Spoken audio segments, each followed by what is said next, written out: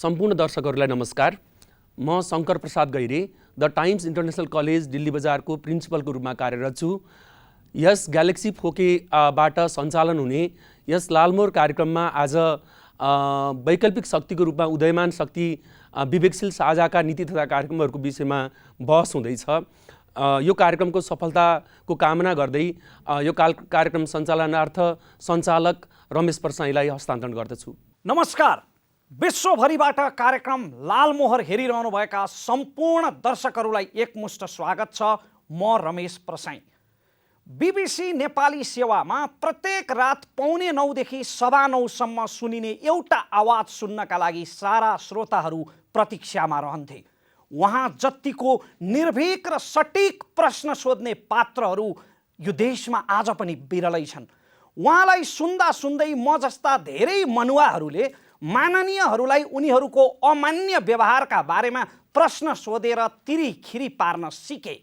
तर जीवनको 50औं वसन्ततिर अचानक उहाँलाई उहाँकै शब्दमा आफूले झन्डै 10-15 वर्ष अगाडि लेखेको एउटा आर्टिकलको सम्झना आएछ कि राम्रा मान्छेहरू राजनीतिमा आउनुपर्छ। त्यो सम्झनाले उहाँलाई यति अठ्यायो कि उहाँ आफ्नो पत्रकारिता च्वाट्टै छोडेर राजनीतिमा हत्तै हामफाल्नु भयो। कतिपयले यसलाई अपरिपक्वता र सनक भनेर दनक पनि दिए। तर हजारौं युवाहरू हर्षित र आकर्षित पनि भए, किनकि परिवर्तन गरेरै मर्ने हो, हेरेरै मर्ने हो भन्ने कोही त आउँदैछ। पार्टीले पहिलोपल्ट लडेका चुनावमा सन्तोषजनक परिणाम पनि ल्याएकै हो।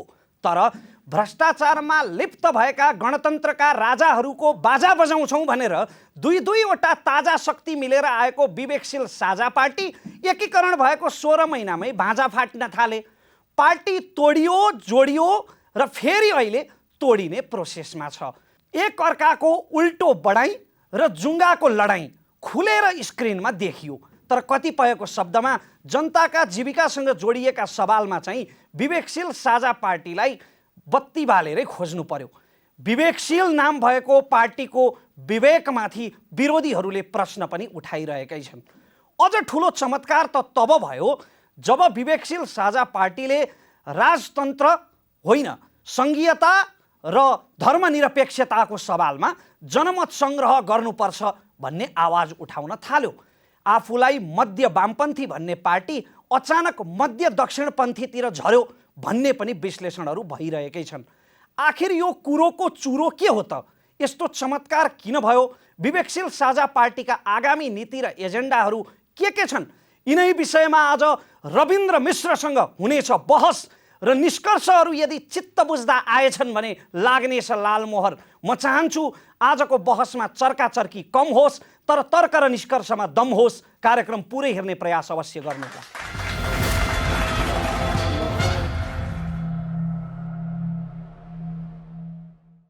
आज हामीसँग विवेकशील साझा पार्टीका अध्यक्ष रविन्द्र मिश्र सर हुनुहुन्छ। सर्वप्रथम उहाँलाई स्वागत गर्छौँ। यहाँलाई स्वागत छ सर। हस्, नमस्ते रमेश, सबैलाई नमस्कार। बहस प्रारम्भ गर्नुभन्दा पहिले म आजका सहभागीहरूलाई पनि स्वागत गर्न चाहन्छु। आज हामीसँग रत्न राज्य क्याम्पसका राजनीतिशास्त्रका विद्यार्थीहरू हुनुहुन्छ।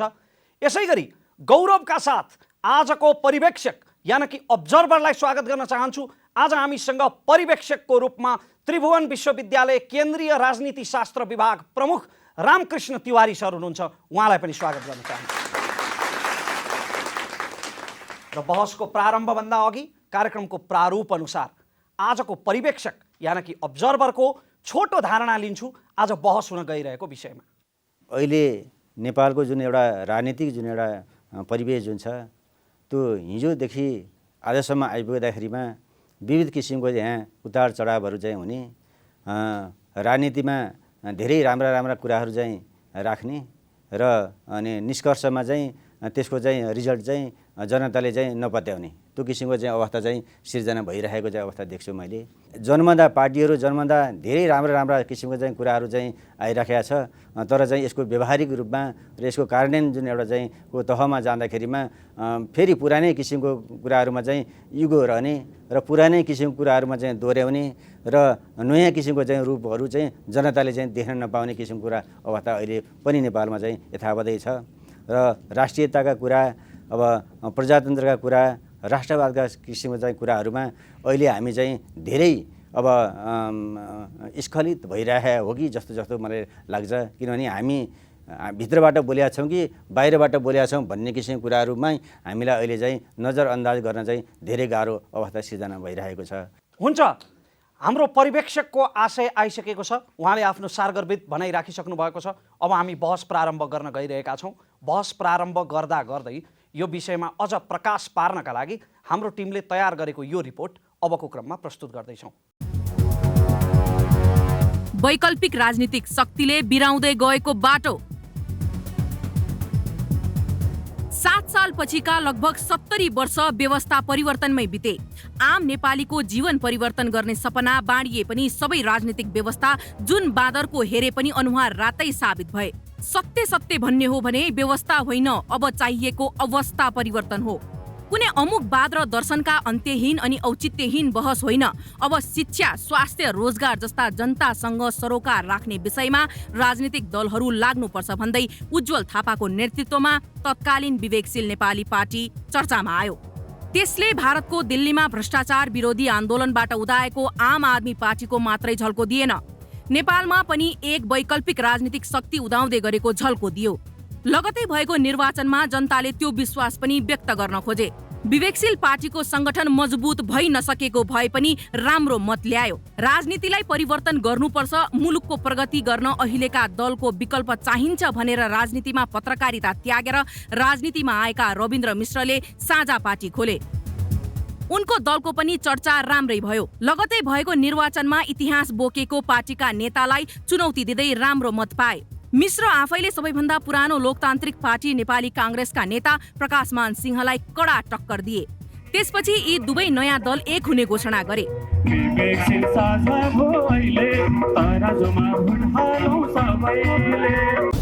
नेपालमा थप आशा बढ्यो, तर एकताको 16 महिना नहुँदै पार्टी फुट्यो, फेरि जुट्यो। केही समय अगाडि विवेकशील साझा पार्टीका अध्यक्ष रविन्द्र मिश्रले फेरि अवस्था परिवर्तनको बाटो भन्दा व्यवस्था नै परिवर्तन गर्नुपर्ने आशयको विचार व्यक्त मात्र गरेनन्। उनले पार्टीको माग परिवर्तन गर्ने विचारलाई स्थापित गर्न त्यसको विरोध गर्ने समूहका नेता मिलन पाण्डेलाई निष्कासन गरे। सुसंस्कृत राजनीतिको रट्टान लगाउने मिलन पाण्डे पनि लोकतान्त्रिक चरित्र सहित छलफल र बहसमा भन्दा तल्लो स्तरको आक्षेप लगाउन पुगे। मिश्र र पाण्डेमा पनि पुरानै राजनीतिक दलहरूमा देखिने राजनीतिक खिचातानीको चरम रूप देखियो। 5 वर्ष अघि वैकल्पिक राजनीतिक शक्ति भन्ने शब्दमा जुन ऊर्जा, जागर र भरोसा थियो त्यो आज आएर कांग्रेस, कम्युनिस्ट र राप्रपाहरूले दिएको भन्दा पनि अझ निराशामा परिणत भएको छ। कुनै राजनीतिक दल निर्माण हुँदा थोर बहुत फुट्न र जुट्न सामान्य होला। भारतमा पनि समाजसेवी अन्ना हजारेको इन्डिया अगेन्स्ट करप्सन आन्दोलनबाट वैकल्पिक शक्तिको रूपमा उदाएको आम आदमी पार्टी बन्दासम्म पनि टुट्ने फुट्ने सिलसिला चलेकै हो। तर यहाँ फुट्ने मात्र होइन, पार्टी भित्रको अन्तर संघर्षमा न्यूनतम लोकतान्त्रिक संस्कार पनि नदेखिनु चिन्ताको विषय हो। अझ पार्टीहरू जुन उद्देश्य र विचारले स्थापित भएका हुन् उनीहरू नागरिकको अवस्था होइन, फेरि पनि आफ्नै विचारबाट विचलित भएर व्यवस्था परिवर्तनको बाद बोक्नुलाई वैकल्पिक शक्तिको विचलनको रूपमा हेरिएको छ। हो, संघीयता त्यति प्रभावकारी देखिएको छैन, तर त्यति ठुलो विद्रोहको जगमा आएको संघीयता खारेज गर्दा देशको ठुलो हिस्साको इच्छा विपरीत हुनेछ। यो खारेज गर्दा हुन सक्ने विद्रोहले देश फेरि ठुलो द्वन्द्वमा फस्न सक्नेछ। वैकल्पिक भनिएको शक्तिले व्यवस्था र धर्मका कुरा गर्नु कति जायज हो, आफैलाई एक पटक प्रश्न गर्न जरुरी छ। हामी बहस प्रारम्भ गर्न गइरहेका छौँ। रविन्द्र सर, यहाँलाई फेरि पनि स्वागत छ। धन्यवाद रमेशजी। जस्तो यहाँ पनि पूर्व मिडियाकर्मी, वरिष्ठ मिडियाकर्मी, मिडियालाई टिआरपीको अनिकाल लाग्दा सेलिब्रिटीको सहारा लिन पुग्छन्। त्यसरी नै लोकप्रियताको अनिकाल लागेपछि तपाईँ भगवानको सहारा लिन पुग्नुभयो। तपाईँलाई सनातन संस्कृतिको यत्रो चिन्ता लागेको चाहिँ आफ्नो घट्दो लोकप्रियताको चोटले हो कि भारतमा नरेन्द्र मोदीको बढ्दो लोकप्रियताको लोभले हो? धेरै धेरै धन्यवाद रमेशजी। सुरुमै तपाईँले एकदम पोइन्टेड क्वेसन सोध्नुभयो मलाई। मैले आफ्नो विषयमा सोचेर मेरो जीवनलाई अगाडि बढाएको भएदेखि सम्भवतः म 15 वर्ष बेलायत बसेर नेपाल फर्किँदा पनि फर्किन्थिनँ होला। बेलायत बस्दाखेरि मैले हेल्प नेपाल नेटवर्क, नेपालको लागि महिनाको 100 रुपियाँ कोष भनेर च्यारिटी परोपकारी संस्था स्थापना गरेर नेपालका दुर्गम क्षेत्रहरूमा, अत्यन्त विपन्न क्षेत्रहरूमा शिक्षा र स्वास्थ्यको क्षेत्रमा सारा नेपालीहरू मिलेर जे काम गऱ्यौँ हामीले त्यो काम पनि गरिन्थेन होला। र नेपाल आइसकेपछि म जुन किसिमको जीवन बिताइराखेको थिएँ र जस्तो किसिमको जागिरमा थिएँ र 65 वर्षको उमेरसम्म मेरो जागिर जसरी सुनिश्चित थियो, त्यो समयलाई हेर्दाखेरि म यो राजनीतिमा प्रवेश पनि गर्दैन थिएँ होला। त्यसै हुनाले मेरो घट्दो लोकप्रियता या बढ्दो लोकप्रियता मेरो चासोको विषय होइन। बारम्बार ममाथि सार्वजनिक रूपमा प्रहार पनि नभएको होइन, बारम्बार मैले गरेका काममा ताली पनि नबजाइएको होइन। तर एउटा कुरा के हो भने मलाई यो देशको चिन्ता हो र यो देशको आजको वर्तमान परिस्थितिको मात्रै चिन्ता होइन, आजभन्दा 25 वर्षपछिको नेपालको भू राजनीतिक अवस्था कस्तो हुन्छ, नेपालको धार्मिक जनसाङ्ख्यिक बनोट कस्तो हुन्छ, नेपालको जात जाति बीचको सम्बन्ध कस्तो हुन्छ, नेपालका छिमेकीहरूको आर्थिक र राजनीतिक र सैनिक शक्ति कस्तो हुन्छ र नेपालमा तिनले कसरी खेल्न खोज्छन्, यी समग्र विषयवस्तुहरूलाई मध्यनजर गरेर मैले जुन तपाईँले मार्ग परिवर्तनको एउटा विषयलाई उठान गर्नुभयो, धर्मको विषयलाई, संस्कृतिको विषयलाई, त्यो विषयलाई मैले अङ्गीकार गरेको हुँ। कुरा चपाउनुभन्दा पनि नि तपाईँ पनि केही कट्टरपन्थीहरूले भन्ने जस्तै क्रिस्चियनिटीबाट हाम्रो समाजलाई, राष्ट्रियतालाई खतरा छ भन्ने निष्कर्षमा पुग्नु भएको हो। अहिले भर्खर साउथ अफ्रिकाका एकजना रङ्गभेद विरोधी व्यक्तित्व नेता डेस्मन्ड टुटु, मानव अधिकारवादी नेता डेस्मन्ड टुटुको 90 वर्षको उमेरमा देहावसान भयो र उनको एउटा चर्चित भनाइ छ, जब क्रिस्चियनिटी फैलाउने मिसनरीहरू दक्षिण अफ्रिका आए, उनीहरूको हातमा बाइबल थियो, हामीसँग जमिन थियो। उनीहरूले हामीलाई प्रार्थना गर्नु भने हामीले आँखा चिम्लेर प्रार्थना गऱ्यौँ। जब हामीले हाम्रो आँखा खोल्यौँ, उनीहरूसँग जमिन थियो र हाम्रो हातमा बाइबल थियो। भोलि नेपालको अवस्था त्यस्तै नहोस्। आजभन्दा केही दशक अघि नेपालमा 200-300 चर्च थिए, आज भनिन्छ 15-16 हजार चर्च छ। मलाई क्रिस्चियन साथीहरूप्रति मेरो कुनै गुनासो छैन, म उहाँहरूको धर्मलाई सम्मान गर्छु। तर नेपालमा मुस्लिमहरू पनि छन्, नेपालमा बुद्धिस्टहरू पनि छन्, नेपालमा अन्य धर्मावलम्बी पनि छन्। तर तिनीहरूले जबरजस्ती साना साना बालबालिकाको हातमा, स्कुल जाने बच्चाको हातमा बाइबल बाँडेर, बाइबल राखिदिएर, मोटरसाइकल पल्सर मोटरसाइकल दिएर, धर्म परिवर्तन गराएर, पशुपतिको परिसरभित्र गएर बाइबल वाचन गरे जसरी आफ्नो धर्म फैलाएका छैनन्।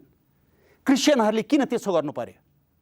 यदि त्यसो गर्ने हो भने त्यसले भोलि देशको शान्ति र स्थिरतामा खलल पुर्याउँछ र यो किसिमको परिस्थिति संसारका अन्य देशहरूमा पनि देखिएको छ। त्यो हो मेरो चिन्ताको विषय। तर तपाईँले आफूलाई विचारले म धर्मनिरपेक्षतावादी हो, तर यो देशको लागि चाहिँ हिन्दू राष्ट्र नै सही थियो भनिरहँदा यसरी केही भिडले सामाजिक सञ्जालमा बोलेका अथवा सोकल्ड विश्लेषकहरूले बोलेका वाक्य पछ्याइरहँदा यसलाई तपाईँका विरोधीहरूले अवसरवादी, छेपारो प्रवृत्ति भन्न सक्छन् नि? भनुन् न, मलाई त त्यो भन्छन् भन्ने थाहा हुँदै मैले मोलेको खतरा हो नि। ठिक छ, म गलत सिद्ध हुँ, गलत सिद्ध भएँ भने र म आजभन्दा 20-25 वर्षपछि पनि भाग्यले मलाई साथ दियो र म बाँचेँ भने म मजाले मैले मेरो मूल्याङ्कन गलत रहेछ भनुला। तर वास्तविकता के हो भने रमेशजी, हेर्नुहोस्, संसारका अरू देशहरूलाई पनि हेर्नुपर्छ। नेपालको परिस्थितिको विश्लेषण गर्दा अफ्रिकाका देशहरूलाई पनि हेर्नुपर्छ, एसियाका देशहरूलाई पनि हेर्नुपर्छ। धर्मको विषयमा जब तपाईँको उठ्दै नउठेको विषयलाई लिएर अहिलेका नेताहरूले जब गिजोले, त्यो गिजोलेको परिणाम अबको मभन्दा पनि पछिको पुस्ताले भोग्नु पर्यो भने त्यो दुःखदायी हुनेछ। एउटा प्रोपोगन्डा आएको थियो कि तपाईँले पार्टी खोल्नुभन्दा पहिला चाहिँ कमल थापासँग गएर राप्रपाको महामन्त्रीको पद माग्नुभयो, त्यो पद नपाएपछि पार्टी खोल्नुभयो भन्ने एउटा प्रचार आएको थियो। अहिले तपाईँको धारणा त लगभग राप्रपाकै लाइनतिर त आयो नि। अब त विवेकशील साझा पार्टीको औचित्य के रह्यो र तपाईँ राप्रपामा प्रवेश गरे हुँदैन? मैले कहिले कुनै पनि ठाउँमा कुनै पनि पार्टीमा महामन्त्री या अन्य केन्द्रीय समितिको सदस्य अथवा अन्य कुनै पदको दावा कहिले पनि गरेको छैन। तर राजनीतिमा तपाईँ जस्तो व्यक्तित्व आउनुपर्छ भनेर विभिन्न पार्टीका नेताहरूले मसँग अनुरोध नगरेका चाहिँ होइनन्। भनेपछि हिन्दू राष्ट्रको एजेन्डामा अथवा सनातन संस्कृतिको एजेन्डा अब विवेकशील साझा पार्टीको सधैँ रहिरहन्छ अथवा तपाईँ अध्यक्ष रहन्जेल रहिरहन्छ? यस्तो हामीले धर्मनिरपेक्षताको बारेमा जनताको राय लिनुपर्छ, जनताको भावनालाई सम्मान गर्नुपर्छ भनेका छौँ। किन पनि भनेका छौँ भने संविधान बन्नुभन्दा अगाडि जनताको राय सङ्कलन गरियो, तर राय सङ्कलन गरिएको जुन बोराहरू छ त्यो बोरा खोल्दै खोलिएन। किनभने यदि त्यो राय सङ्कलन गरेको भएदेखि, त्यो बोरा खोलेको भएदेखि नेपालमा धर्मनिरपेक्षता संविधानमा लेखिँदैन थियो। त्यसो हुनाले जनताको भावना अनुरूपको संविधान बनाउने भनेर संविधान सभा अगाडि लिएर आउने अनि जनताको भावना चाहिँ बोरामा पोको पारेर थन्क्याउने अनि तपाईँ मलाई हिन्दू राष्ट्र स्थापना गर्न चाहनुहुन्छ भनेर सोध्ने। मैले के भनेको हो भने जनताको राय सङ्कलन गरिएको बोरा खोलौँ, होइन भने जनतालाई मत राख्न दिउँ। लोकतन्त्रको सबभन्दा उच्चतम अभ्यास भनेको जनमत सङ्ग्रह हो र जब जनमत सङ्ग्रहको कुरा गरिन्छ कतिपय आलोचकहरूले के भन्छन्, भोलि तिम्रो धर्म राम्रो कि मेरो धर्म राम्रो भनेर भोलि झगडा पार्न खोजेको भन्ने प्रश्न गर्नुहुन्छ। झगडा हुने हो, यहाँ त झगडा गर्न सिकाइयो हो। तपाईँ पनि त त्यही भनिरहनु भएको छ नि, यहाँ चाहिँ भोलि साम्प्रदायिक धार्मिक द्वन्द्व हुन सक्छ, यहाँ मारकाट हिंसा हुन सक्छ, त्यसका लागि यो चाहिँ हिन्दू राष्ट्र कायम गर्ने कि नगर्ने भनेर जनमत सङ्ग्रह गर्नुपर्छ भन्नुहुन्छ तपाईँ। आज कहाँ भएको छ यहाँ साम्प्रदायिक हिंसा? नेपाल जतिको सहिष्णु मुलुक अर्को देखाइदिनुहोस् त विश्वमा। हो, तपाईँको पछिल्लो टिप्पणीसँग म पूर्ण रूपमा सहमत छु। नेपाल जस्तो जातीय क्षेत्रीय रूपमा विविधताले भरिएको देशमा रूढिवाद थियो, रूढिवाद थिएन भनेर भन्न मिल्दैन। अहिले पनि रूढिवाद छ। मैले भन्न खोजेको के हो भनेदेखि यहाँ यस्ता किसिमका भाष्यहरू निर्माण गरियो यो सौहार्दपूर्ण समाजमा कि त्यो सौहार्दता खलबल्याउने प्रयास भएको छ। अहिले तपाईँले भन्नुभयो अहिले पनि सौहार्दपूर्ण छ, संसारमा कहाँ छ भन्नुभयो। गाउँ तपाईँ जानुभयो भने सुन्नुभएको छ अहिले के भन्छन् साथीहरूले, त्यहाँ पनि चर्च छ सर, त्यहाँ पनि चर्च छ, त्यहाँ पनि चर्च छ। हेर्नुहोस्, हाम्रो 6 वर्षको बच्चालाई स्कुलबाट हाइवेबाट फर्किने बेलामा बाटोमा बाइबल समातेर पठाइदिए। हेर्नुहोस्, त्यो गाउँमा पल्सर मोटरसाइकल दिएर धर्मान्तर गरे। यही हो। अनि यसपछि 15-20 वर्षको अवधिपछि के हुन्छ भारतमा? हेर्नुहोस्, सन् 1949 पछि जनसङ्घ अहिलेको आरएसएस, जसलाई धार्मिक अतिवादको एउटा बिम्बको रूपमा मानिन्छ, त्यसको जरा संस्था त्यति बेला चुनाव हुँदाखेरि जम्मा 3वटा सिट मात्रै जितेको थियो। तर धर्मनिरपेक्षतावादी अग्रगमनको भावना जब त्यहाँ घचेड्दै लगियो, त्यहाँ धार्मिक उग्रता बढ्दै गएर अहिले कस्तो किसिमको स्थिति सृजना भएको छ। के भयो? त्यहाँबाट सिक्ने कि नसिक्ने? अफगानिस्तानमा के भयो? अफगानिस्तान आजभन्दा 60 वर्ष अगाडि 98% मुसलमानहरू भएको देश। त्यो देशमा काबुल विश्वविद्यालयमा महिलाहरू स्कर्ट लगाएर विश्वविद्यालय जान्थे, मोडलिङ गर्थे, गीत गाउँथे। आज अनुहार देखाएर हिँड्न मिल्दैन। के भयो?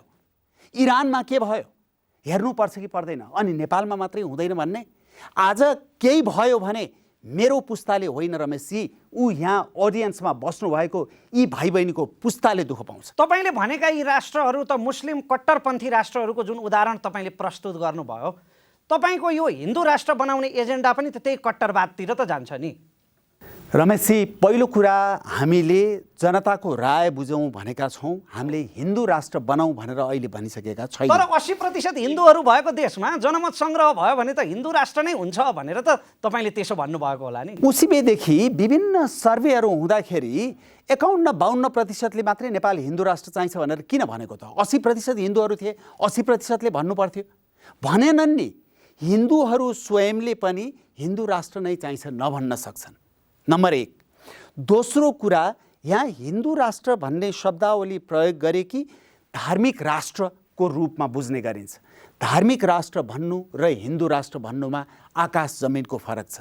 धार्मिक राष्ट्र भनेको कटार हो, धार्मिक राष्ट्र भनेको साउदी अरेबिया हो, धार्मिक राष्ट्र भनेको इरान हो, धार्मिक राष्ट्र भनेको अफगानिस्तान हो, धार्मिक राष्ट्र भनेको पाकिस्तान हो।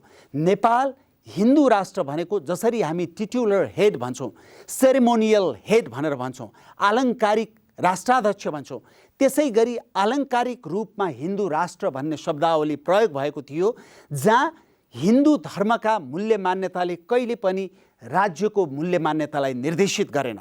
जब धर्मको मूल्य मान्यताले राज्यको मूल्य मान्यतालाई निर्देशित गर्छ त्यति बेला मात्रै धार्मिक राष्ट्र भनिन्छ।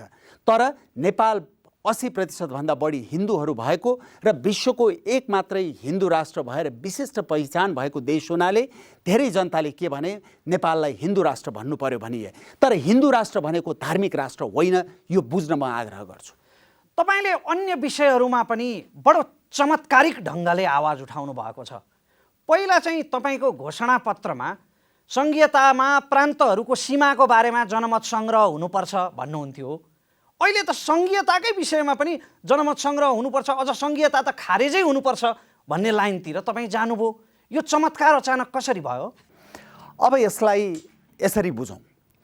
मैले यो संघीयता, धर्मनिरपेक्षता, गणतन्त्र यो भूतपूर्व र नेपालको श्रद्धेय भनिएको नेता कृष्णप्रसाद भट्टराईको शब्दमा भन्ने हो भने हतारमा आयात गरिएको विदेशी पोसाक हो भनेर भन्नुभयो। मैले आयातित भने हगि, तर आयातित भन्दा धेरैलाई चित्त दुख्यो। मैले के भने यो आयातित हो, त्यो माओवादीले त्यो एजेन्डा लियो, माओवादीको पुच्छर नेपाली कङ्ग्रेस र एमाले बने भनेर भने।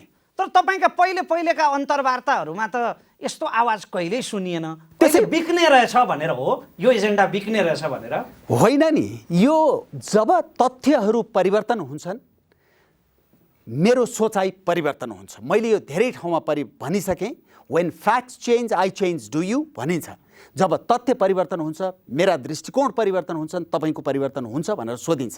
तथ्यहरू जब मैले परिवर्तन भएको महसुस गरेँ, मेरो दृष्टिकोण परिवर्तन गरेँ, मैले स्पष्टसँग भने मार्ग परिवर्तन गरे हो। म जडवादी होइन नि। म जसले तथ्यहरू परिवर्तन हुँदा पनि आफ्नो दृष्टिकोण परिवर्तन गर्दैन त्यो जडसूत्रवादी हो। म 50 वर्ष मेरो सिद्धान्तमा अडिग भएँ भन्ने मान्छे जडसूत्रवादी हो कैयौँ विषयमा। जब भनेपछि यथार्थ परिवर्तन हुन्छ, मान्छेको दृष्टिकोण परिवर्तन हुनुपर्छ। अब मैले अघि भन्न लागेको कुरा भनौँ तपाईँलाई। मैले भने माओवादीले विदेशी एजेन्डा लियो, 10.5 वर्षको सशस्त्र द्वन्द्व 8.5 वर्ष दिल्लीमा बसेर भारतमा बसेर गर्यो र नेपालमा मान्छे मार्यो, त्यहाँबाट एजेन्डा बोकेर आयो र त्यसको पुच्छर भएर नेपालमा यो एमाले र काङ्ग्रेस लागे भनेर भने। यो कुराको पुष्टि हालका प्रधानमन्त्री र नेपाली काङ्ग्रेसका सभापति शेरबहादुर देउवाले माओवादीको महाधिवेशनमा के भन्नुभयो भने यो सम्पूर्ण एजेन्डा संघीयता, धर्मनिरपेक्षता, गणतन्त्रको एजेन्डाका नायक प्रचण्ड हुन् भनेर भन्नुभयो।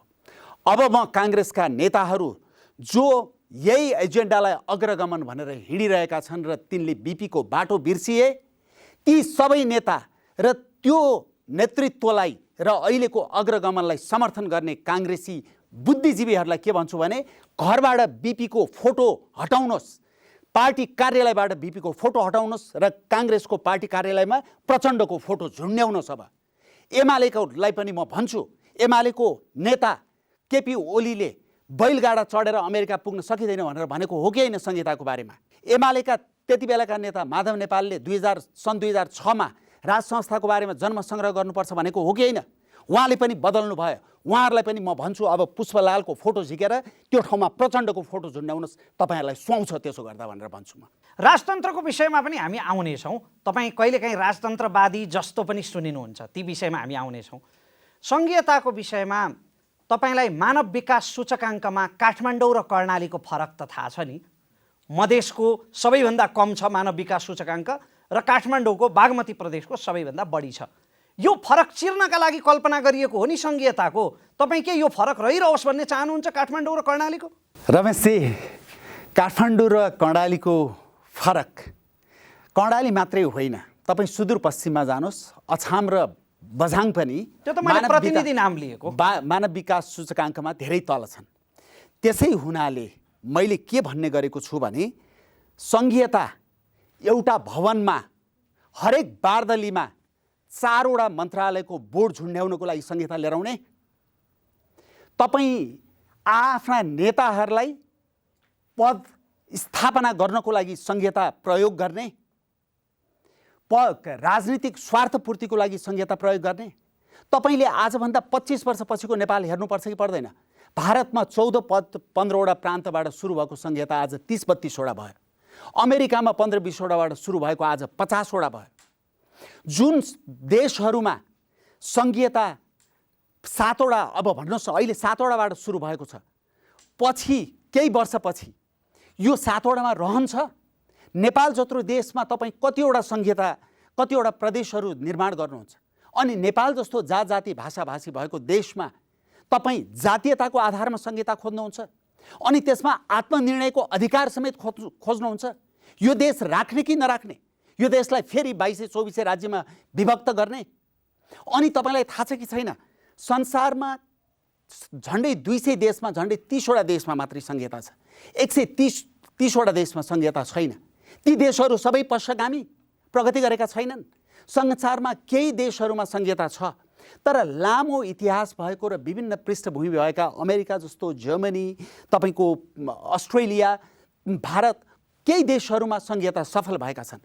तर एकात्मकताबाट सङ्घीयतामा गएका देशहरूमा, त्यो सुडान होस्, त्यो नाइजेरिया होस्, त्यो बेल्जियम होस्, सङ्घीयताले काम गर्न सकेको छैन। सुडानमा त दक्षिणी सुडान जन्मियो, त्यसपछि दक्षिणी सुडानमा तपाईँको 10वटा सङ्घीय राज्यहरू बनाइयो। नाइजेरियामा किन काम गरिरहेको छैन र? 36वटा राज्य छँदैछन् त्यहाँ हो। तपाईँले भने जस्तै राज्यहरू बढेका छन्। सुरुमा 3वटा राज्य थिए नाइजेरियामा, अहिले 36वटा छन्, तर सङ्घीयता त चलिरहेकै छ। त्यहाँ धार्मिक कट्टरपन्थीहरू होलान्, तर सङ्घीयताले गर्दा नाइजेरिया कहाँ टुक्रिएको छ? रमेशजी, टुक्रिने र नटुक्रिने मात्रै होइन, युगोस्लाभिया त टुक्रियो पनि, टुक्रिएन, युरोपकै बिचमा टुक्रियो नि, होइन? भन्न खोजेको के हो भने नेपालमा जस्ता किसिमको जात जाति भाषा भाषीहरू छन्, नेपालमा जुन किसिमको चेतनाको स्तर छ, नेपालमा जुन किसिमको भ्रष्टता छ, नेपालमा देशलाई शिरमा नराखेर राजनीतिक कर्मीले आफ्नो स्वार्थलाई शिरमा राखेर र आत्मामा राखेर काम गर्ने जुन प्रवृत्ति छ, त्यस्तो ठाउँमा तपाईँले सङ्घीयता जस्तो खतरनाक विषय लिएर आएर हुल्दिनु भएको छ। अस्ति मात्रै तपाईँले पत्रिकाको एउटा प्रमुख पत्रिकामा मेन स्टोरी देख्नुभयो होला, सङ्घीयताले कुन किसिमको वितण्डा मच्चाएको छ। कतिजना आज 4 वर्षमा 14जना भन्दा बढी मुख्यमन्त्री कसरी भए, तपाईँको मन्त्रालयहरू फुटाएर कसरी 12-15वटा मन्त्रालय बनाइए भनेर तपाईँले हेर्नुभएको होला। भनेपछि कुनै प्रणाली काम लागेन सर, कुनै प्रणाली काम लागेन, कुनै सेवा काम लागेन भने त्यसलाई सुधार गर्ने होइन, विघटन गरिदिने सजिलो समाधान। रमेशजी, यस्तो हुँदो रहेछ। तपाईँले भनेको यो मुद्दामा मेरो कहाँनिर सहमति हो भने सङ्घीयता, धर्मनिरपेक्षता, गणतन्त्र जब संस्थागत भयो अथवा 72 सालको संविधानपछि जसरी यसलाई संस्थागत गरियो, त्यसपछि यदि सकारात्मक सङ्केतहरू नेतृत्वले देखाएको भए आज प्रश्न उठ्दैन थियो। किनभने संसारमा सङ्घीयता, धर्मनिरपेक्षता, गणतन्त्र भएका देशले पनि प्रगति गरेका छन्। तर बारम्बार कतिपय मानिसहरूले के भन्छन् भने व्यवस्था खराब होइन, पात्र पो खराब त, प्रणाली खराब होइन, पात्र बदल्नु न भनेर भन्छन्। ए बाबा, संसारमा पात्र र प्रणाली नजोडिएको देश कहाँ छ? राज्य व्यवस्था कहाँ छ? पात्र राम्रो भयो भने त सिङ्गापुरमा जस्तो एक किसिमले भन्यो भने नरम तानाशाही व्यवस्था हुँदा पनि त भयानक विकास हुँदो रहेछ। पात्र राम्रो भयो भने त मलेसियामा डाक्टर महातिर मोहम्मद जस्तो व्यक्ति हुँदाखेरि पनि राम्रोसँग विकास हुँदो रहेछ। पात्र राम्रो भयो भने त प्रणाली तानाशाही भए पनि खाडीका मुलुकहरूमा जस्तो भयानक विकास हुँदो रहेछ। पात्र पुटिन जस्तो भयो भने त अस्थिरतातिर गइसकिएको विखण्डित भएको देशमा पनि फेरि स्थिरता कायम हुँदो रहेछ। भनेको पात्र र प्रणाली जोडिएको हुन्छ। प्रणालीले मात्रै पनि काम गर्न सक्दैन, पात्रले मात्रै पनि काम गर्न सक्दैन। त्यसै कारणले गर्दाखेरि कहिलेकाहीँ जब पात्रको कारणले प्रणाली फेल हुन्छ र त्यो प्रणाली यस्तो बिन्दुमा पुग्न सक्छ जहाँ राष्ट्र नै विखण्डित हुन सक्छ, राष्ट्रको अस्मितामा आँच पुग्न सक्छ, राष्ट्रको स्वाधीनता, सार्वभौम सत्ता र सम्मानमा आँच पुग्छ, त्यति बेला पात्र नि बदल्नुपर्छ, प्रणाली पनि बदल्नु। हुन्छ, तपाईँको राष्ट्रिय अखण्डताको चिन्तामा पनि हामी आउनेछौँ।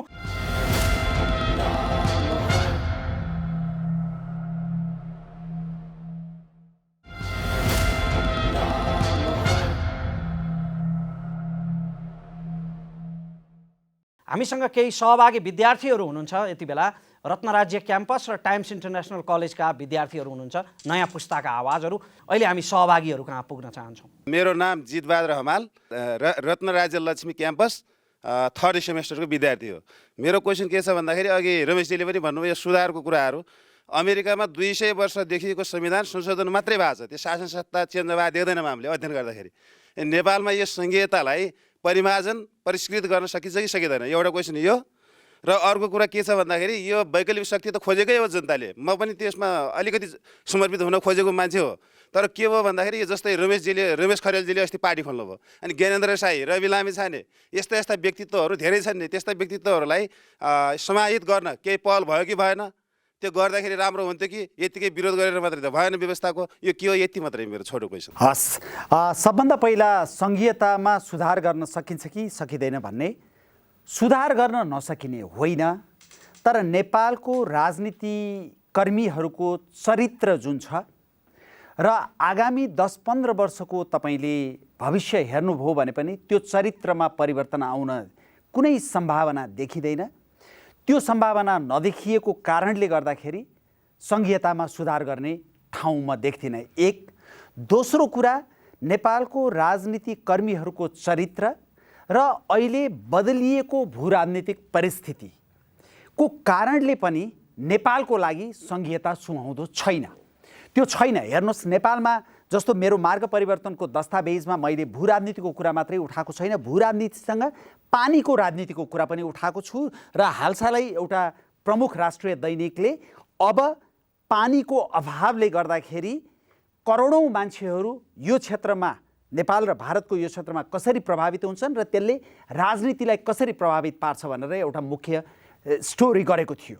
त्यसै हुनाले त्यो वाटर पोलिटिक्स अबको दशकहरूमा जसरी बदलिन्छ र त्यसले गर्दाखेरि नेपालको राजनीतिमा पनि जस्तो किसिमको चासो छिमेकी देशहरूको हुन्छ, पश्चिमा देशहरूको चासो हुनाका अन्य कारणहरू छन्, चीनको चासो हुनाको कारण छ, भारतको चासो हुनाको कारण छ। यी सम्पूर्ण चासोहरूको बिचमा हामी एउटा कमजोर राज्य, आर्थिक रूपमा कमजोर, राजनीतिक रूपमा कमजोर, तपाईँको चेतनाको स्तरको रूपमा कमजोर राज्य चाहिँ संघीयताको दायराभित्र टिक्न सक्दैनौँ भन्ने मेरो निष्कर्ष हो।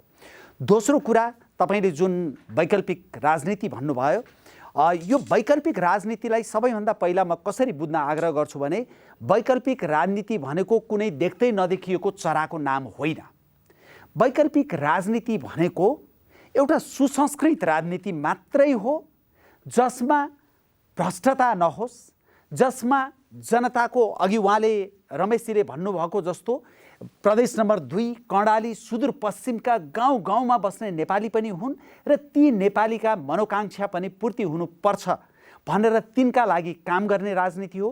त्यो राजनीति हो जसले अबका मुद्दाहरू सम्पदा संरक्षणदेखि लिएर, वातावरण संरक्षणदेखि लिएर, जलवायु परिवर्तनदेखि लिएर अन्य मूल राजनीतिक धारमा ओझेलमा परेका मुद्दाहरूलाई पनि पगड्न सकोस् र एउटा कल्याणकारी राज्यको स्थापना गर्न सकोस्। त्यही नै हो वैकल्पिक राजनीति भनेको।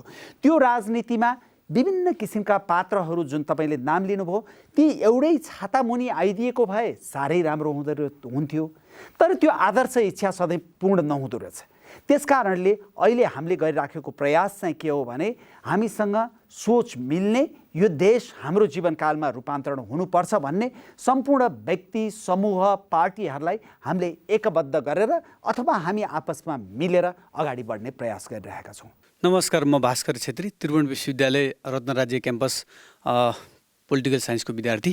मेरो प्रश्न चाहिँ के हो भन्दाखेरि चाहिँ तपाईँहरू समस्यामा केन्द्रित हुनुहुन्छ, पुरानालाई विरोध गर्दै गाली गर्दै हुनुहुन्छ, उनीहरू गलत भएका कारणले हामी ठिक हौँ भन्दै हुनुहुन्छ, तर त्यति उनीहरू गलत भएका कारणले तपाईँहरू ठिक कि अथवा तपाईँहरू आफै तपाईँहरू आफैसँग चाहिँ यो देश विकासको अथवा यहीँ एउटा बोर्ड छ गरिबी भनेर चाहिँ त्यहाँ एउटा बोर्ड छ होइन, अथवा देशलाई परिवर्तन गर्ने, रूपान्तरण गर्ने, जनताको जीवनस्तर परिवर्तन गर्ने, जनताको जीवनस्तर उकास्ने, देशलाई चाहिँ समृद्धिको आधारमा लैजाने, देशलाई चाहिँ विकास उन्नतिमा लैजाने, गरिबीलाई चाहिँ माथि उठाउने तपाईँहरूको आफ्नो चाहिँ एजेन्डा, नीति अथवा कार्ययोजना अथवा चाहिँ त्यो रोडम्याप तपाईँहरूसँग के छ?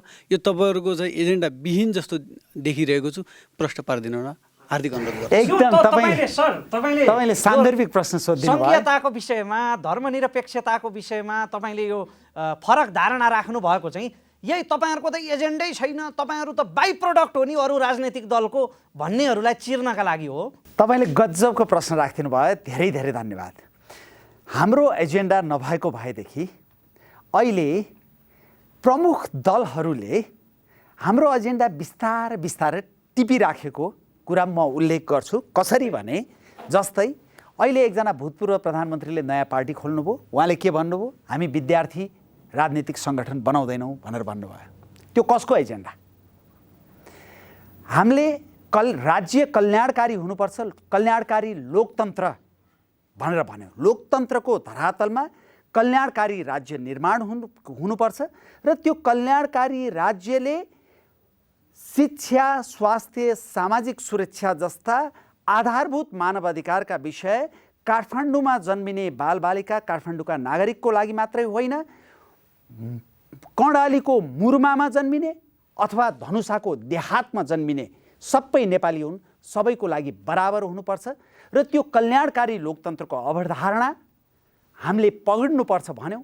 अहिले नेपालको प्रमुख पार्टीमा, नेपाली काङ्ग्रेसमा सामाजिक लोकतन्त्रको बहसको उठान भएको छ। सामाजिक लोकतन्त्र भनेको कल्याणकारी लोकतन्त्र हो।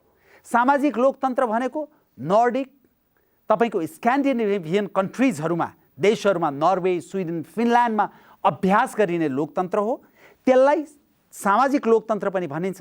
तर हामीले कल्याणकारी राज्य हुनुपर्छ भनेको हुनाले ब्रान्डिङको पोइन्ट अफ भ्यूबाट कल्याणकारी राज्य लोकतन्त्रको धरातलमा निर्माण हुँदा त्यसलाई कल्याणकारी लोकतन्त्र भन्न सकिन्छ भनेर कल्याणकारी लोकतन्त्र भन्यौँ। सामाजिक लोकतन्त्रको कल्याणकारी राज्यको हाम्रो अवधारणा नेपाली काङ्ग्रेसका दस्तावेजहरूमा आउन थाले। हामीले कुनै पनि कार्यक्रमहरू देशभरि गर्दाखेरि स्टेजमा यो फुलमाला लाउने, खादा लाउने हामी गर्दैनौँ भनेर भन्यौँ र गर्दा पनि गरेनौँ। अहिले भर्खरै अर्को एउटा पार्टीले देशभरि निर्देशन दियो, फुलमाला खादा चाहिँ लाउनु हुँदैन भनेर भन्यो। त्यो त हामीले पहिल्यै अभ्यास गरिसकेका थियौँ। हामीले कर्मचारी युनियन भङ्ग गरिनुपर्छ। सरकारी वेतनधारी जसले तपाईँको सेवा मेरो सेवा समान रूपमा गर्नुपर्छ, तिनीहरूले राजनीति गर्न पाइँदैन। एउटा सरकारी कार्यालयमा 6वटा युनियनको बोर्ड झुन्डाउन पाइँदैन भनेर भन्यौँ। त्यो एजेन्डा कुनै पार्टीले क्यारी गरिसकेको छैन। तर त्यो एजेन्डा क्यारी नगरेसम्म हेर्नुहोस्, अहिले विभिन्न पार्टीमा महाधिवेशन भएर नयाँ नेतृत्व आउँदा अब त गजब नेपाल बन्छ भन्ने धेरैको आशा छ। जबसम्म सरकारी वेतनधारीको युनियन खारेज हुनुपर्छ भनेर कुनै पनि नेताले भन्न सक्दैन, तपाईँहरू कोही विश्वास नगर्नु होला। ती नेताहरूले यो देशमा सुशासन दिन सक्छन् र यो देशमा भ्रष्टाचार रहित समाज दिन सक्छन् भनेर विश्वास नगर्नु होला। यहाँनिर मैले तपाईँलाई रोक्न चाहेँ। तपाईँहरू सुरुमा आश देखाउनुहुन्थ्यो, हामी सरसफाइ गर्छौँ, यो कर्मचारी संयन्त्रको, राज्य संयन्त्रको विकास गर्छौँ भनेर आश देखाउनुहुन्थ्यो। अब यो गरिब देशका यो पिछडिएको समाजले तपाईँले आश देखाउँदा पत्याएन भनेर अहिले चाहिँ भू राजनीतिको त्रास देखाउन थाल्नुभयो। सर्लक्कै निल्न सक्छ भारतले भनेर, होइन? भू राजनीतिको त्रास तपाईँले मात्रै होइन, यहाँ केही बुद्धिजीवीहरूले के भन्न थाल्नुभयो थाहा छ? आन्तरिक स्थिति नहेर्ने, भू राजनीतिको त्रास देखाएर राजनीति गर्ने भन्नुभयो। हो त हो। सिरियामा के भइरहेछ अहिले? भू राजनीतिले असर परेको छ? राजनीतिले असर, अन्तर्राष्ट्रिय राजनीतिको असर परेको छ कि छैन? अफगानिस्तानमा अन्तर्राष्ट्रिय राजनीतिको असर परेको छ कि छैन? इथियोपियामा अन्तर्राष्ट्रिय राजनीतिको असर परेको छ कि छैन? इरानमा अन्तर्राष्ट्रिय राजनीतिको असर, एकछिन पक्नुहोस्, लिबियामा अन्तर्राष्ट्रिय राजनीतिको असर परेको छ कि छैन? अनि अमेरिका, अस्ट्रेलिया, ब्रिटेन जस्ता देशहरू चीनको बढ्दो शक्ति देखेर सुरक्षा सम्झौता नै गर्ने। भर्खरै क्यानाडाका प्रधानमन्त्री जस्टिन ट्रुडोले चीनसँग सबै पश्चिमी देशहरू सचेत हुनुपर्छ भनेर भन्ने। अनि नेपाल जस्तो भू राजनैतिक अवस्थामा भएको देशले चाहिँ होइन होइन होइन भू राजनीतिको त चिन्तै गर्नु पर्दैन, यो त सबै हाम्रो आन्तरिक समस्या मात्रै भनेर बस्ने। सर, भारतले निर्माण गरेको बाङ्लादेश आज एसियन टाइगर बन्न गइरहेको छ। कतिपय सूचकहरूमा भारतलाई पछाडि छोडिसकेको छ बाङ्लादेशले। आन्तरिक रूपमा बलियो हुँदा त देश त सार्वभौम सत्ता त सुरक्षित भइहाल्छ नि। यस्तो हो, आन्तरिक रूपमा बलियो हुँदैमा सार्वभौम सत्ता सुरक्षित हुन्छ भन्ने पनि होइन। आन्तरिक रूपमा बलियो हुँदाहुँदै बाह्य हस्तक्षेपले गर्दा कमजोर भएका राष्ट्रहरू धेरै छन् संसारमा। आन्तरिक रूपमा इरान पनि बलियो थियो, आन्तरिक रूपमा तानाशाही भए पनि तपाईँको लिबिया पनि बलियो थियो। त्यसै हुनाले मैले भन्न खोजेको के हो भने सबभन्दा पहिला नेपालको सम्मान, नेपालको स्वाधीनता, नेपालको अखण्डतालाई हामीले सुनिश्चित गर्न सकेनौँ भने निरन्तरको विदेशी हस्तक्षेपले हाम्रा विकास र समृद्धिका एजेन्डालाई लागू हुनै दिँदैनन्। यो संसारका अन्य धेरै देशहरूमा पनि देखिएको स्थिति हो। त्यसै कारणले मैले जब तपाईँले अघि आफ्नो यो कार्यक्रमको परिचय दिने क्रममा राष्ट्रवाद भन्ने शब्द हाम्रो रामकृष्णजीले प्रयोग गर्नुभएको थियो, होइन? नेपालमा त राष्ट्रवाद भन्ने शब्दै प्रयोग गर्न नहुने भयो। राष्ट्रवाद भन्ने शब्द प्रयोग गरे कि यो त दक्षिणपन्थी भयो भन्ने भयो।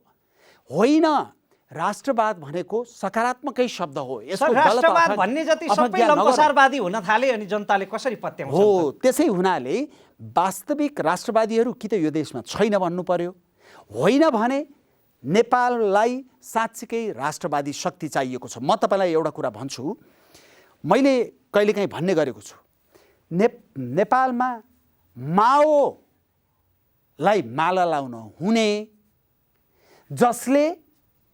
जसलाई संसारकै एकजना सबैभन्दा क्रूर तानाशाह पनि भनिन्छ र जसको नेतृत्वमा झन्डै लङ मार्चमा 5 करोड मानिसको मृत्यु भयो। त्यसपछि लिप फरवर्डमा पनि लाखौँको मृत्यु भयो, होइन? भयो, लामो तपाईँको त्यति धेरै मान्छेको मृत्यु भयो। अनि त्यस्तो तानाशाहको गुणगान गएर माला लाउन हुने रे? अनि यो देशको राष्ट्रियता, स्वाधीनता, अखण्डताको लागि योगदान पुर्याएको राजा महेन्द्रको गुणगान गाउनै नहुने, बोल्नै नहुने, नामै लिन नहुने, यस्तो पनि हुन्छ। अनि तपाईँको 5 करोड मारेर आउनेलाई माला लगाएर 5,000 को मारेको जिम्मेवारी त मै लिन्छु भनेर माला लाउँदा उसैको पुच्छर बनेर यो देशको सम्पूर्ण व्यवस्था नै परिवर्तन गर्नु हुने हुन्छ। सहभागीहरूका प्रश्न लिन्छौँ यति बेला। म मोतीराज राई, जन्मघर सोलुखुम्बु र रत्नराजा लक्ष्मी क्याम्पस आरआरका विद्यार्थी, पोलिटिकल साइन्सको 3rd सेमेस्टरको विद्यार्थी। आज म एउटा सरलाई, रविन्द्र सरलाई नै डाइरेक्ट प्रश्न गर्छु। मेरो प्रश्न छ, सरको पत्रकारिताको लोकप्रियता हुँदाहुँदै अहिले वैकल्पिक राजनीतिको जुन यहाँको एजेन्डा चल्यो, हामीले सबैजनाले, नेपाली सबैजनाले यहाँको आशा नगरेको होइन, विवेकशील पार्टीको एजेन्डाहरूलाई आत्मसात नगरेको नि होइन, तर अब यो बिचमा अहिले यो के कसो भइरहेको छ, कुन तरिकाले यो पार्टी भएको छ, यो पनि पत्तो छैन। जुन विश्वास गर्ने मान्छेलाई पत्तो छैन र भावी एजेन्डा र भावी रणनीति के हो भन्ने म बुझ्न चाहन्छु। हस्, धन्यवाद। हस्, धन्यवाद। यो पार्टी 4-4.5 वर्ष भयो। त्यसो हुनाले हाम्रा कतिपय एजेन्डाहरू हामीले गाउँ पुर्याउन सकेका छैनौँ। यद्यपि हामीले धेरैले आरोप लगाएको जस्तो गाउँ नघुमेको होइन। 4 वर्षमा हामीले व्यापक रूपमा गाउँ घुमेका छौँ र हाम्रा एजेन्डाहरू मैले अलिकति अघि पनि उल्लेख गरेँ। र म यहाँनिर के भन्न चाहन्छु भने यो पार्टी निर्माणको क्रममा म यो पार्टीलाई विचारको दास बनाउन चाहन्न। यहाँ रमेशजी दृष्टिविहीन हुनुहुन्छ, उहाँको चेतनाको आँखा खुला छ, उहाँको दृष्टि मात्रै बन्द छ, तर विचारका दासहरूको चेतनाको आँखा पनि बन्द हुन्छ। र यहाँ विचारका दासहरूले आम नागरिकहरूमा यस्तो भाष्य इम्पोज गरिदिएका छन्, जबरजस्ती लादिदिएका छन् कि सबैको चेतनाको आँखा बन्द गर्ने प्रयास गरेका छन् र एक मुखी भएर सोच्न बाध्य तुल्याएका छन्। त्यो विचारको दासताबाट माथि उठेर यो देशलाई शिरमा राखेर यो देशको हित जेले गर्छ, जसरी गर्छ, ती सबै कुरामा म खुला हुन चाहन्छु। हो, त्यही देशको हित गर्न भनेर सङ्गठित भएको पार्टी, हजारौँ युवाहरूको आकर्षण भएको पार्टी, जुट्दै फुट्दै प्रेसमा सामाजिक सञ्जालमा छताछुल्ल हुँदै गर्दा निराश हुँदैन यो पुस्ता? यो पुस्तालाई म के आग्रह गर्न चाहन्छु भने राजनीतिक पार्टीको निर्माणको तपाईँले नेपालभित्र, भारतमा, पाकिस्तानमा इतिहास हेर्नुभयो भने जुट्दै नै निर्माण भएको हो रमेशजी। त्यो त 50 वर्षको इतिहास भएका पार्टी होला नि, यहाँ त 4 वर्षमै 2 पटक फुट्ने अवस्था आइसक्यो। अनि तपाईँको भर्खर नेपाली काङ्ग्रेस बन्दाखेरिको स्थिति के थियो?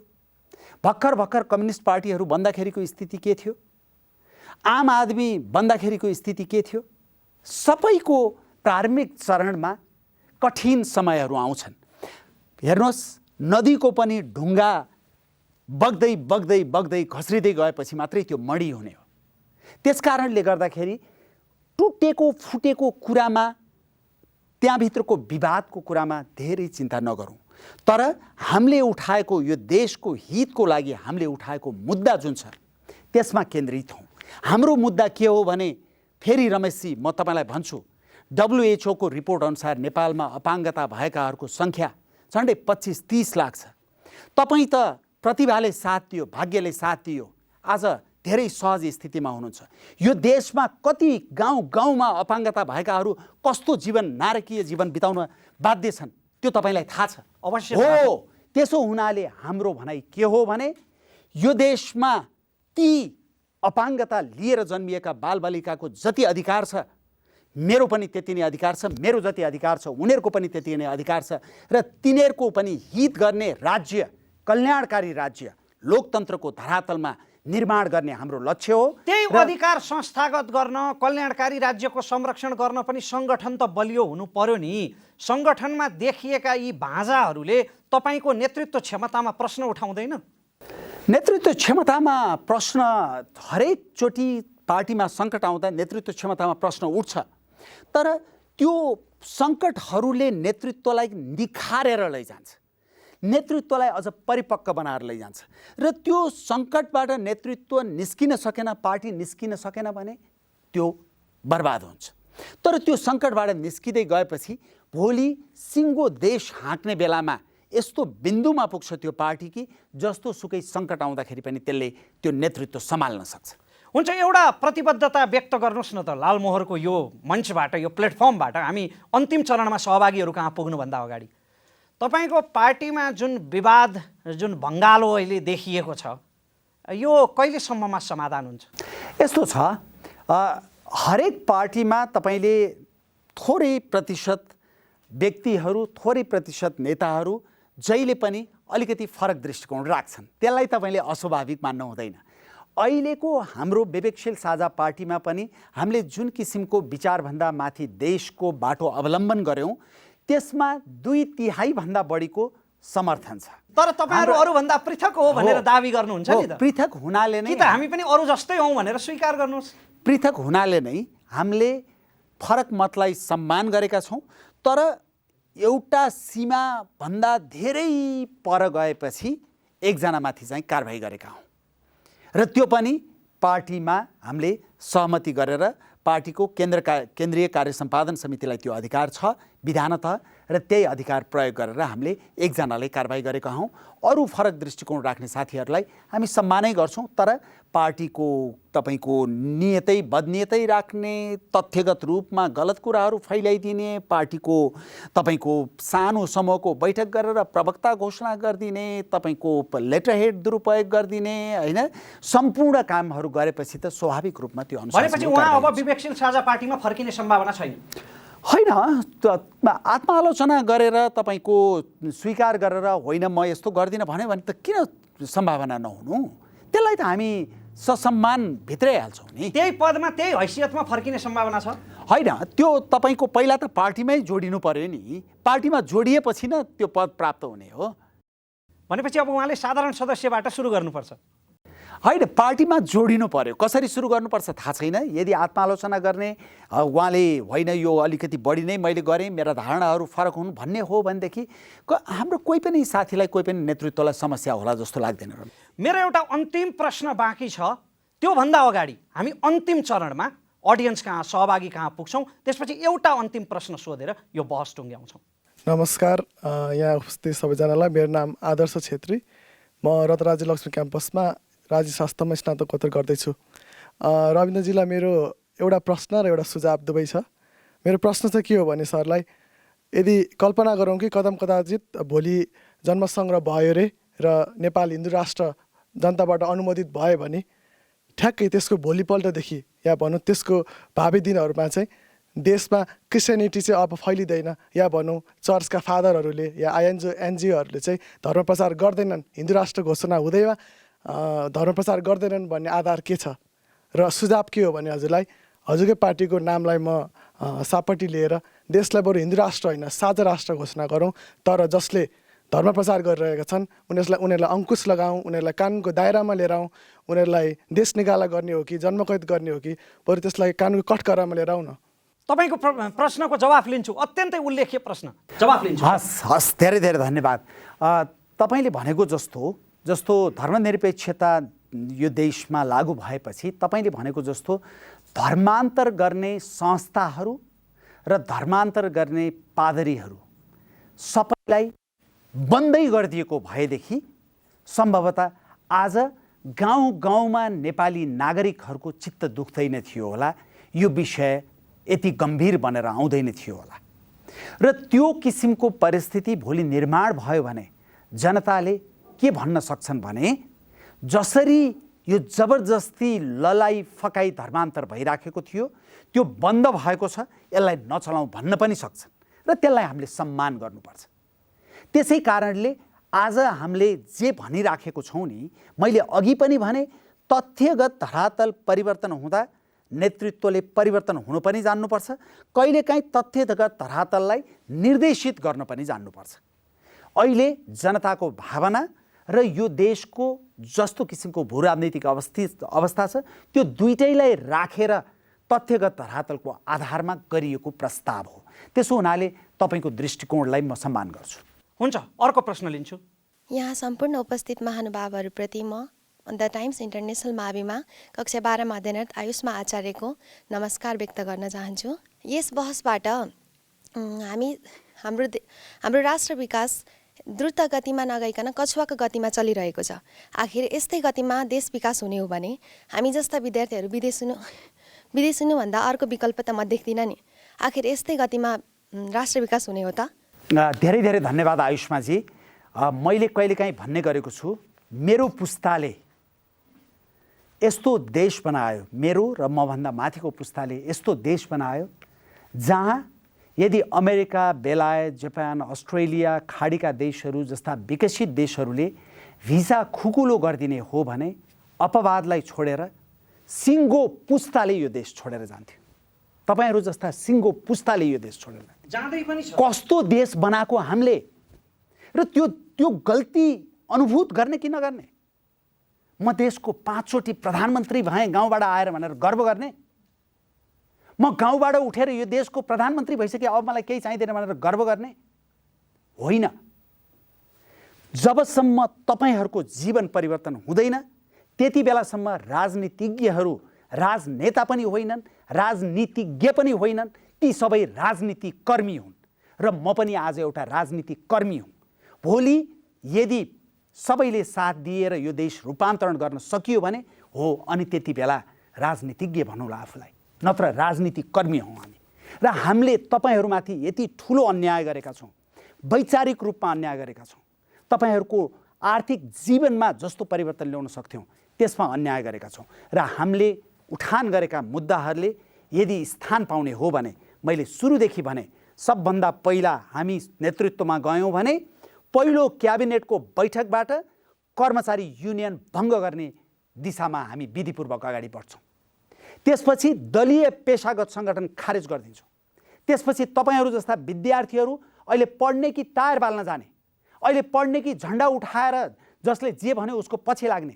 अहिले त तपाईँहरूले पढ्ने पढ्ने पढ्ने, लेख्ने लेख्ने लेख्ने हो। तपाईँहरू सक्षम भएर निस्किनु भयो भने मात्रै भोलि यो देश सक्षम हुने हो, यो देश समृद्ध हुने हो। त्यसो हुनाले कलेजको शैक्षिक संस्थाको दायराभित्र विद्यार्थी राजनीति हामी बन्द गरिदिन्छौँ। त्यसै भएर हामीले दलीय विद्यार्थी सङ्गठन बनाउँदैनौँ भनेर भनेका छौँ। त्यसपछि हामीले के भनेका छौँ, भ्रष्टाचार नियन्त्रण गर्ने बित्तिकै अर्थतन्त्रको उद्वेलन हुन्छ र त्यसले शिक्षा, स्वास्थ्य, त्यो पनि सार्वजनिक शिक्षा र स्वास्थ्य हरेक नेपालीको मानवाधिकार हो र त्यसलाई अन्य क्षेत्रबाट बजेट कटौती गरेर ल्याएर भए पनि गुणस्तरीय र निःशुल्क बनाउनै पर्छ भनेका छौँ। यी विकास र समृद्धिका एजेन्डासँगै हामीले के भनेका छौँ, यो देशको हित, यो देशको स्थिरता, यो देशको शान्ति, यो देशको सार्वभौम सत्तालाई सुनिश्चित गर्नुपर्छ, नत्र विकासका एजेन्डा लागू हुन सक्दैन भनेर हामीले संहिता खारेज हुनुपर्छ, धर्मनिरपेक्षतामा जनताको राय लिनुपर्छ पनि भनेका छौँ। तपाईँले पटक पटक आफ्नो दस्तावेजमा भारतको स्वार्थलाई देखाएर, भूराजनीतिक स्वार्थलाई देखाएर प्रदेश 2 प्रति लक्षित गर्नुभएको छ, देश विखण्डनमा जान सक्छ भनेर। के तपाईँले आफ्नो राजनीति बिकाउनका लागि पहाडी राष्ट्रवादको झन्डा उठाउन खोजेको हो? प्रदेश 2 का जनताको राष्ट्रियतामाथि तपाईँलाई शङ्का छ? प्रदेश 2 का जनताको राष्ट्रियतामाथि रत्ती पनि शङ्का छैन र यो प्रश्न आफैमा अलिकति पूर्वाग्रही छ भन्ने मेरो धारणा हो रमेशजी। किनभने यो देश निर्माण गर्नमा नेपालका गुरुङ, मगर, किरात र बारा पर्सामा तपाईको नेपाल अङ्ग्रेजको युद्ध हुँदाखेरि त्यहाँका भूमिपुत्रहरूले यो देश जोगाउन जुन भूमिका खेले र त्यसपछि पनि नेपालको हरेक सङ्कटका बेलामा त्यहाँका आम मधेसीले, आम जनताले यो देशको राष्ट्रियताको रक्षार्थ, स्वाभिमानको रक्षार्थ जुन भूमिका खेले त्यसमा शङ्का गर्नु पर्दैन। तर केही नेताहरूको दुराशयले गर्दा, केही नेताहरूको उक्साहटले गर्दाखेरि जस्तो किसिमको धारणा उनीहरूले व्यक्त गर्छन्, जस्तो किसिमको व्यवहार देखाउँछन् र एकजना तपाईको प्रदेशको मुख्यमन्त्रीको वरिपरि प्लास्टिकको मेचमा बसेर जसरी भाषण सुन्छन्, हो तिनीहरूसँग चाहिँ मेरो चिन्ता हो। अब कार्यक्रम टुङ्ग्याउनुभन्दा अघि आज कार्यक्रमको प्रारूप अनुसार लाल मोहर लाग्न सकेन। कुनै दिन रविन्द्र मिश्र सरको पार्टीले आफ्ना एजेन्डाहरू स्थापित गर्यो र उहाँ जवाफ दिने ठाउँमा पुग्नुभयो भने, उहाँ सत्तामा पुग्नुभयो भने अवश्य उहाँका प्रतिबद्धताहरूमा हामी लाल मोहर लगाउनेछौँ। अहिलेका लागि यी एजेन्डा मात्रै हुन्। त आजको कार्यक्रमका निष्कर्षहरूको बारेमा आजका हाम्रा पर्यवेक्षक, राजनीतिशास्त्र केन्द्रीय विभाग त्रिभुवन विश्वविद्यालयका प्रमुख रामकृष्ण तिवारी सरसँग छोटो धारणा लिन्छु, संक्षिप्त धारणा लिन्छु, त्यसपछि हामी कार्यक्रम टुङ्ग्याउनेछौँ। मलाई के लाग्छ भन्दाखेरिमा नेपालको चाहिँ एउटा राजनीतिमा पार्टीहरू एकपछि अर्को बढ्दै जाने र उसले आफ्नो चाहिँ समग्र चाहिँ एजेन्डा देशलाई कसरी चाहिँ अगाडि लिएर जाने भन्ने किसिमको कुराभन्दा पनि त्यही पार्टीले ल्याएको चाहिँ उपलब्धिमाथि चढेर गाली गर्ने, अर्कोलाई गाली गर्ने, अनि र नयाँ किसिमको कुराहरूमा जानको लागि चाहिँ उसले लगभग चाहिँ त्यस्तो किसिमको एउटा भिजनरी चाहिँ किसिमको कुराहरू चाहिँ नदेखिने हुनाले चाहिँ नेपालको चाहिँ यो चाहिँ पार्टीगत जुन सिस्टमको चाहिँ हिसाबले चाहिँ के देखियो त भन्दाखेरिमा उही मैले चाहिँ यहाँ भनिन्छ नि, जस्तो ढाँटको निम्तो खाइ पत्याउँदो भन्ने किसिमको चाहिँ टाइपको चाहिँ के अरे चाहिँ पार्टीहरू चाहिँ अब आइराखेका छन् एउटा, होइन। यसले अब निश्चित रूपमा देशको चाहिँ एउटा चाहिँ हितमा भन्दा पनि एउटा चाहिँ आपसमा चाहिँ एउटा द्वन्द्व चाहिँ निम्त्याउने किसिमको कुरा पनि अगाडि चाहिँ गइराखेको छ भने अब अर्को समग्र चाहिँ सबै चाहिँ राजनीति चाहिँ पार्टीहरूले चाहिँ एउटा चाहिँ राष्ट्रिय एजेन्डामा चाहिँ एकै भएर चाहिँ जाने किसिमको अवस्था पनि देखाएको छैन। यो चाहिँ मलाई लाग्छ देशको चाहिँ दुर्भाग्य नै हो। अब हुने चाहिँ राजनीति जुन एउटा चाहिँ पार्टीहरूमा चाहिँ त्यो चेत आउने र नयाँ जुन अहिले पनि मैले चाहिँ राखेँ कि यो युवाहरूलाई चाहिँ सक्रिय बनाउने, युवा र राष्ट्रप्रति चाहिँ एउटा चाहिँ भाव एउटा चाहिँ झल्काउने किसिमको चाहिँ एउटा शिक्षा कसरी चाहिँ दिने भन्ने किसिमको कुराहरू चाहिँ राजनीतिक दलहरूले चाहिँ ल्याएकै देख्दिनँ मैले। पाठ्यपुस्तक बनाएको छ, त्यो चाहिँ एउटा चाहिँ कर्मकाण्डी ताबेले चाहिँ पाठ्यपुस्तक बन्यो अनि त्यो एउटा चाहिँ स्टोरमा लगेर राखिदियो, त्यो कुनै पनि स्कुलमा चाहिँ पढाइ हुँदैन। हाम्रो नैतिक शिक्षा छैन, हाम्रो चाहिँ के अरे चाहिँ राजनीतिक शास्त्रको चाहिँ पुस्तकहरूको चाहिँ बारेमा चाहिँ स्कुलहरूमा पढाइँदैन, होइन, इतिहास पढाइँदैन भनेपछि यसले हाम्रो चाहिँ अब चाहिँ के अरे चाहिँ नयाँ आउने चाहिँ मान्छेहरूले चाहिँ देशै चिन्दैन। हुन्छ, हाम्रो पर्यवेक्षकले आफ्नो सारगर्भित धारणा राखिसक्नु भएको छ।